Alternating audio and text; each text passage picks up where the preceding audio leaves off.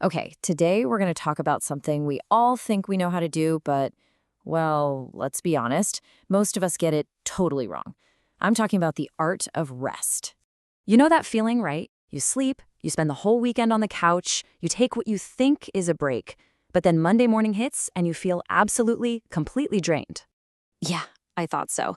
If that sounds like your life, you are definitely not alone.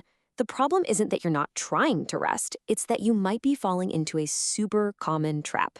And that trap actually has a name. It's called fake rest. And it's the real reason you can feel like you need a break from your break and still feel exhausted. So let's get into what that really means. So, what in the world is fake rest? It's all those things we do to unwind that don't actually recharge our batteries. You know what I'm talking about. Mindless scrolling through social media, binge watching a whole season of a show. It feels like rest, but it's not. And you can really see the contrast here, can't you? Fake rest is mindless, and it just leaves you feeling drained.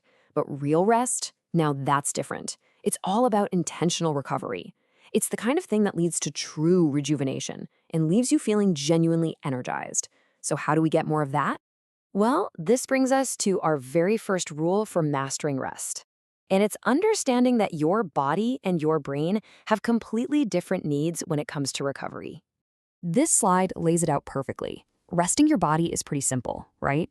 You just stop moving, you sit down, you take a bath, whatever. But resting your brain, that's a whole other ballgame. That requires you to actually stop thinking, to finally quiet that inner chatter and stop worrying about your to-do list. Real, true rest only happens when you do both at the exact same time. Because if you don't, this is what's happening. Your body might be totally still, but your brain is just running in circles. You're not actually recharging anything, you're just spinning your mental wheels. So let's see how this builds with rule number 2. All right, our second rule is so important because it helps us choose the right kind of rest. It's the difference between what the source calls weak rest and strong rest.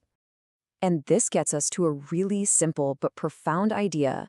The quality of your rest matters so much more than the quantity. Because, as we're about to see, some of the activities we think of as rest are actually making us even more tired.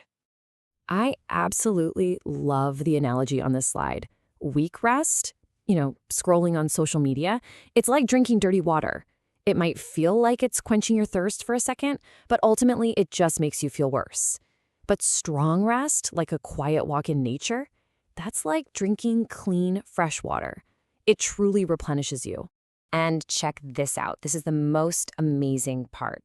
The source material says that just 5 minutes of high-quality, strong rest can be more effective and feel better than hours and hours of that low-quality, weak rest.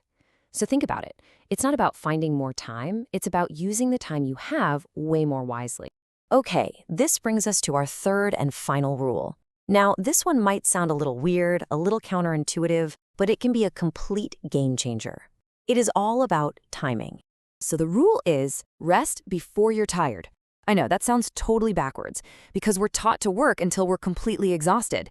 But that's kind of like waiting for your car to run out of gas before you even start looking for a station. When you wait until you're totally drained, even the act of resting feels like a chore. You're always just playing catch up. But if you rest when you're still at, say, half full, when you're still feeling pretty good, rest becomes a gift.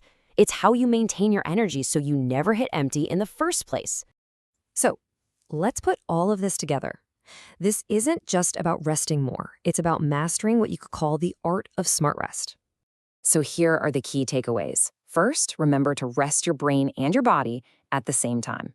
Second, actively choose strong rest over weak rest. Ditch the phone for just a few minutes of silence. And third, be proactive. Rest before you're exhausted to keep your energy levels high. And this is the thought I really want to leave you with.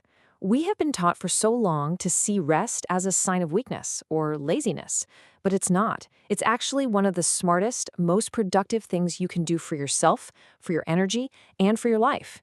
The real question is, are you resting smart?